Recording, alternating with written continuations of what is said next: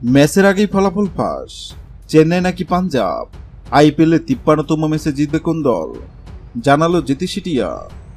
IPL 2024-এর 17তম আসরে 53তম ম্যাচে আজ 5 মে রাত 8টায় মুখোমুখি হবে পাঞ্জাব কিংস ও চেন্নাই সুপার কিংস। কিন্তু এই দুই দলের মধ্যে 53তম ম্যাচ জিতবে কোন দল, সেটি নিয়ে ভবিষ্যৎবাণী করল জ্যোতি সিটিয়া।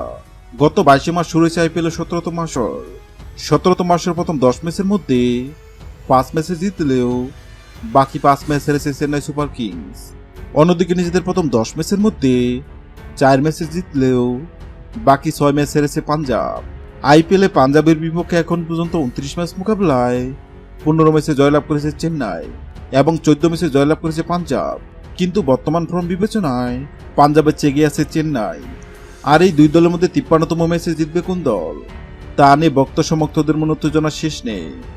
আর এবার এই দুই দলের মধ্যে 53তম ম্যাচ জিতবে কোন দল, সেটি নিয়ে ভবিষ্যৎবাণী করল জ্যোতি সিটিয়া। জ্যোতি সিটিয়ার সামনে চেন্নাই ও পাঞ্জাবের পতাকা রাখা হয়, আর জ্যোতি সিটিয়া চেন্নাইয়ের পতাকা তুলে এবং এটাও জানিয়ে দেয় আইপিএলে 53তম ম্যাচ জিতবে চেন্নাই।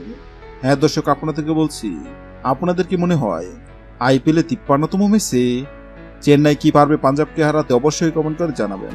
ভিডিওটি ভালো লাগলে লাইক দিবেন এবং সাবস্ক্রাইব আমাদের চ্যানেলের সঙ্গে থাকবেন। ভিডিওটি দেখার জন্য আপনাকে অসংখ্য ধন্যবাদ।